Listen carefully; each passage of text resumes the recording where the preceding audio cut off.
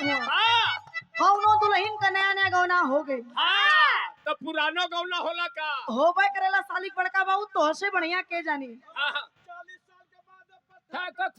भैया यह तो गुआई कैलो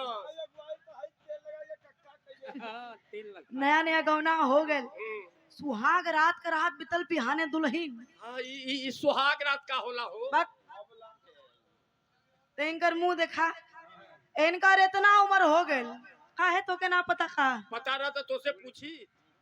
इनकर मुंह देखा इनकर इतना उम्र हो गए अब धीरे धीरे किनारे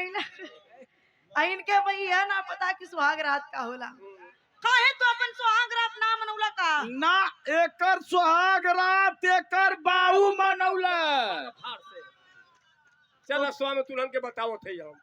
तो के कैसे पता भैया वही तो न्यू दिया देखावत क्या रहा है अच्छा जायदा तो लोग सोचा इस सब बारे में सोचा हमार सुना नया नया गौना भइल बिहाने दुल्हन अपने ननद से बतौले है भौजाई अपना ननद से अपने दिल के दर्द बतौले है कैसे मास्टर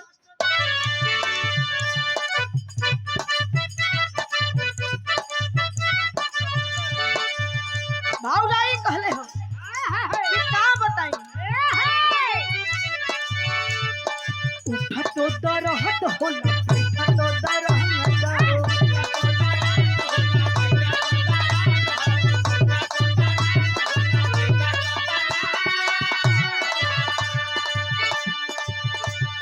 पढ़े नीरा दैया दैया हमरो मरहना पढ़े नीरा दैया दैया तोहरो मरहना पढ़े नीरा दैया दैया तोहरो मरहना उठा तो दरहत होला उठा तो दरहत हो पढ़े नीरा दैया दैया हमरो मरहना हो कहे कि इतना दुख ना हो दुख और हो का हो मुझकल भाने कलैया रहते झूलनिया टूटल पा का हो भौजाई कहले मुझकल भाने कलैया रहते झूलनिया टूटल पा अटे कलैया रहते झूलनिया टूटल पा मुझकल भाने कलैया रहते झूलनिया टूटल पा हे नन तो आनी दाना हो हे नन तो आनी दाना रे दिया कटे हवा कमरिया में जरदिया उठे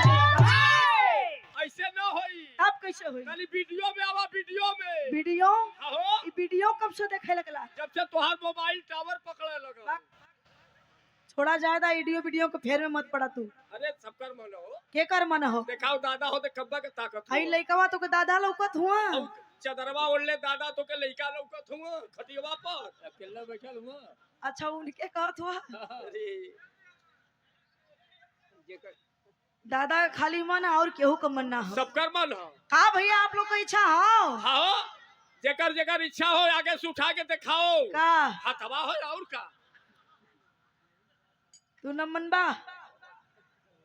बता दे का भैया हाँ आप लोग का इच्छा हो अच्छा आप लोग का इच्छा हो हमारो बिरादरी पीछे बैठल का आपो लोग का इच्छा बा सबकर मन हो तू पहले बतईबा हम जाने थे आवा चला जब सबका मन हो गई अभी तू लोग तो भगल है बड़ा आप लोग बतावा आप लोग के इच्छा के मुताबिक हम काम करब आवा आवा